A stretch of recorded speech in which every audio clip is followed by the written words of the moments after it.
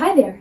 My name is not Kim Possible, but the first three letters of Micarah are M-I-C, commonly misspelled M-I-K, and that spelled backwards is Kim. And if you take all the letters of my last name and replace them with completely different letters, you get Possible. Coincidence? Yup. So here's the sitch. In my last video, I asked you guys to throw me some suggestions of which Frozen 2 costume I should make. And boy, did you throw those suggestions. They were being thrown in as much excess as food in the high school cafeteria in an early 2000s teen movie. Now, it stands to reason with my current hair color, Anna would be a better choice, but I've always wanted to make an Elsa costume and get pictures in the snow. And it's supposed to snow in 2 days. And this might be my last chance to see snow before I move. Oh, announcement. This January, I will be moving to Florida to wait out the winter in like a mobile home retirement community. Now, I used to think if YouTube ever took off to the point where I could afford to leave Ohio for the winter, that it would intrinsically come with this innate YouTuber desire to go to LA and live in some bougie apartment I could barely afford, but that feeling just never really hit. Plus, this place has a shuffleboard court. And it is within walking distance to where my mom lives, so that'll be entertaining. Tomorrow's my brother's birthday, so that'll leave me about 4 hours to work on the costume tomorrow. And the next day it's going to snow, so I might get 4 hours to work on it then. Now, if you're all caught up on your math shots, you'll know that leaves me with a total of 9 hours to complete this costume. It's go time.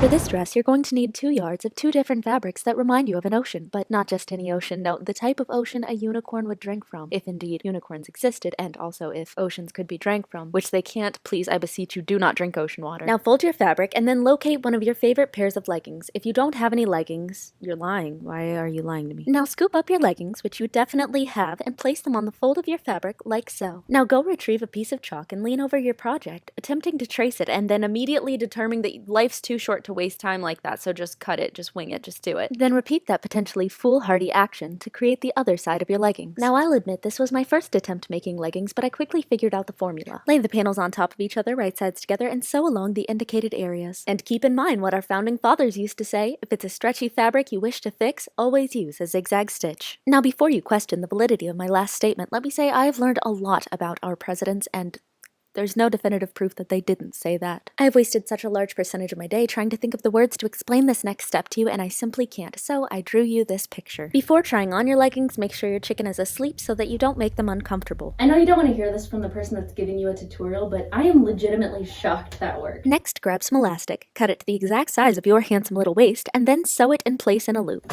What is that sound? Bazelda! Those are my gluten-free cookies.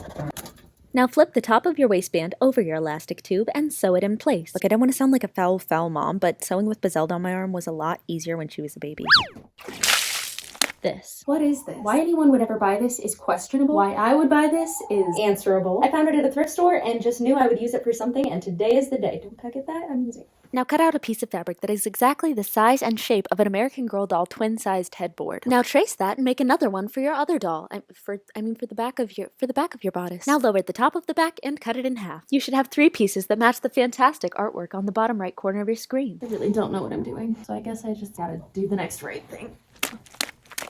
But I don't know what that is. Turns out the next right thing was laying on the ground, tracing my arm onto a folded piece of fabric and then cutting out a sleeve. Then I did the next right thing, which was tracing that sleeve onto another folded up piece of fabric. Then I folded them inside out and sewed them into a big long tube. Now that I have a free moment, I'd like to share with you that I've been having a reoccurring dream that I switched my channel to being about exploring churches with water parks in them. It's a highly specific thing to dream multiple times about, and there's really no basis in reality for it, so I don't know where that came from. After attaching the sleeves to the bodice, I tried it on and fiddled around with how I wanted the sleeves to lay, then cut off the excess. Next, you're going to take a doubled up piece of this sheer stretchy stuff and cut out a taco, but make it the size of a taco matching the ratio of an elephant. Then fold your elephant taco in half and cut out a neck hole. Now try it on and take photos with your eyeballs of how much room you need to cut off the edges. Then snip it off and voila! Then after sewing up the edges of your monk collar thing, try it on again and then slide your blue bodice over top of it, tucking in and pinning the bottom edges of your sassy monk collar. So this is my first attempt at doing a voiceover with the microphone in my nose. Sew the monk collar in place.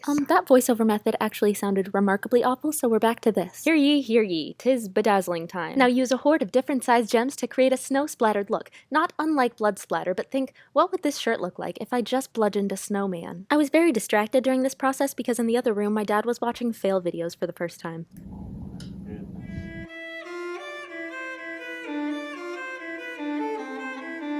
Goodness, people. That next one's so sad. Look at this. It's a neat toy, but it gets stupid. With that image fresh in my mind to inspire me, I jumped headfirst into bedazzling the arms. Before I knew it, it was time to sail in our land boat to the distant kingdom of Columbus, Ohio for my brother's birthday. What you doing? Just looking at the presidents. Learning more about the presidents recently has struck within me an idea that I'd like to muse about with all of you. Mount Rushmore contains the faces of our 4 most prominent and well-known presidents. If, say, on the other side there were a Mount Rush-less, which I think is a fantastic idea, should it contain the least well-known presidents or the least liked presidents? And if so, who should be the 4 presidents on there?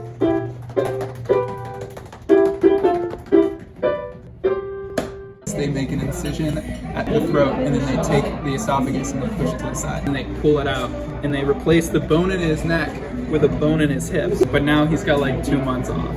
This is Buddy Josh, my best buddy and my brother's roommate. Now, the following story is going to be very hard to explain. When we went back to the apartment, Micah said, "Josh, play me a video on your computer." And Josh said, "Which video?" But Micah didn't hear him say that because Micah was busy saying, "Josh, just stop being so toxic and play the video." Then Micah struggled to get the perfect shot of him telling Ricky how toxic Josh was, and it got carried away. Dude, I think Josh is toxic. Dude, I think Josh is toxic. I think Josh is toxic. Josh is toxic. Then Ricky decided to play Micah because Micah couldn't do it well enough, and you know, honestly, this all made sense in the moment, but now I just can't. I think that Josh guy is toxic. That Josh guy is toxic. Micah, you need to keep it together. We finally got a perfect take. That Josh dude's toxic. Josh! If only one of us knew how to work the computer. Oh, wait, actually. Do you? I think so. Now, speaking of hard to explain, I was on the way home with a mystery character whose identity will not be revealed because I don't wish to shame them over the fact that they got a speeding ticket. And what's hard to explain is how difficult this cop was to understand. I decided to record the cop when he returned so that we could listen back to what he said and try to decipher what he was saying. So, if any of you majored in Midwestern cop language at college, your translation would be greatly appreciated. Either way you choose to do it, they must receive it no later than the 7th of January. You need to mark that date, they will suspend your license for non-payment. Have a great day. The good thing is I have it on video, so you'll know exactly what I said. It's happening. It's happening. It's happening. It's finally happening. No, unfortunately, I don't mean another remake of Little Rascals, but it's snowing. Let it go. Some legit freezing sky dandruff right there. Like styrofoam fresh out of a food processor. What my bathroom looks like when I haven't washed my hair in 2 days and I think baby powder can save me. Is Earth all just a plate of spaghetti because God has broken out the Parmesan? Like freshly sifted flour. I'm allergic to gluten. We better finish this thing. Oh, wait, I thought of another one. Like snow falling on a middle-class Midwestern street. It's 2 in the morning, gosh. So it is the 2nd morning and probably the 8th hour of working on this costume. And we interrupt this program to bring you the fact that my mom's Christmas presents to me came in the mail. I don't want to open them because they're so pretty. Quick story, growing up, my mom always made us use coasters. And the whole point of ever becoming an adult was to not have to use coasters. So she sent me some in the mail for my RV, and I am grateful, but these are coasters of me. I'm going to look like the most self-important person. Yes, it's been too long. Oh my gosh, do you want a coaster? This is really no big deal. You don't have to, obviously, but you're using the coaster. Oh yeah, that's a picture of me, so that after every time you take a drink, whilst you put the glass down, you can stare into my eyes while the cool liquid runs down your throat. Anyway, how are the kids? This is awesome though. Don't get me wrong, this is better than the time that she sent out Christmas card pictures of just me, even though she has 4 kids. And it said, "Have a beautiful Christmas. Love, Micarah." And we're not even gonna talk about the business cards she hands out. If you haven't seen my video describing what it's like having an extra mom, it might help you understand a lot about her. I'm honestly in no position to judge though, because I'm the absolute worst at giving people Christmas presents. This year, I got some little stairs for my brother's dog to be able to climb up on furniture that he might tear apart. And my 11-year-old niece a prom dress. And for my dad's 60th birthday, I got him a hoverboard, which actually went over pretty well, other than a wrist injury. Okay, sorry, he's gonna be mad if I don't clear this up. He's 59, not 60. But if my parents really cared about me keeping track of how old they are, they should have taught me math. Oh, I'm sorry, did you come here for a costume tutorial? That's really inconvenient for you, but we're back to it now. Now, in the movie, we are treated to the delicacy of a close-up of Elsa's feet, or moreover, the bottom of her leggings, which is what I care about. From the bottom of each legging hole, I cut out yet another taco shape, then set my intentions on bejeweling them. I don't know if there will still be snow on the ground tomorrow, and we're running out of daylight today, so now I'm just kind of running around like a chicken with its head. I'm stressed. So I'm trying to work as fast as I can to get this done, but I still haven't done the overskirt yet. Now take your 2 yards of unicorn ocean water and fold it in half. Real quick, if I can get your feedback, do you like my outfit? Because when my friend Courtney wears monochromatic outfits, I feel like she looks super cool, but when I do it, I feel like I look like I just got straight off the bus from prison. Now before venturing into any other part of the skirt, be sure you cut out a waistband. This should be the length of your waist and the width of a shoe that an 11-year-old would wear to prom if an 11-year-old went to prom. Now pleat each end and sew it in place to give it a gathered effect. Right after I completed this step, Courtney came over and I showed her my coasters. Do you like a coaster? Did your mom send you these? They're awesome. They're collectible. If anyone ever creates Micarah merch, it will probably be my mom. I hope you like coasters. Now lay out your waistband and pleat your panels until they fit perfectly within it. Now let your sewing machine munch through all those layers while you make a mental list of all the things you're grateful for in life. Give me a kiss. Then take your hot glue gun and... What? Look at her. It's hypnotic. I don't know what to think. Well, I don't know what to think either.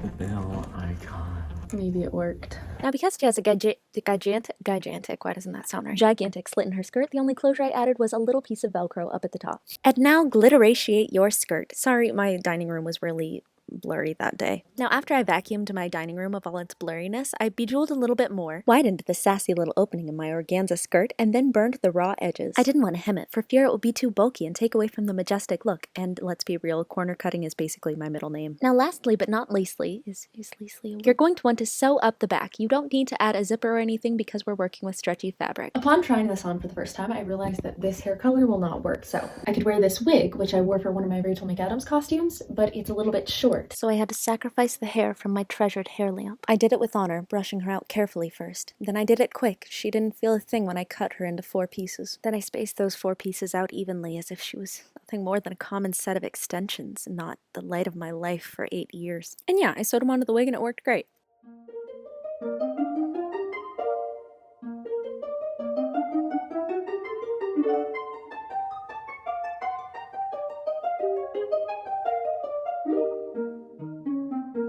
Daylight is quickly fading. Zelda, I don't know where she went, and I can't leave her in here without her diaper. show yourself. Grandma, it's me. Anastasia. Anna. Elsa.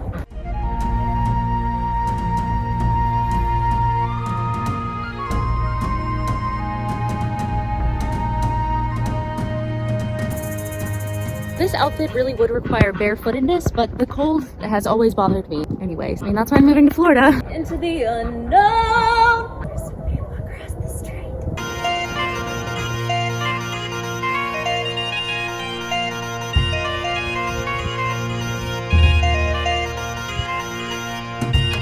I'm Elsa, and if I saw Prince Hans, well, I'll tell you exactly what I'd do with this icicle.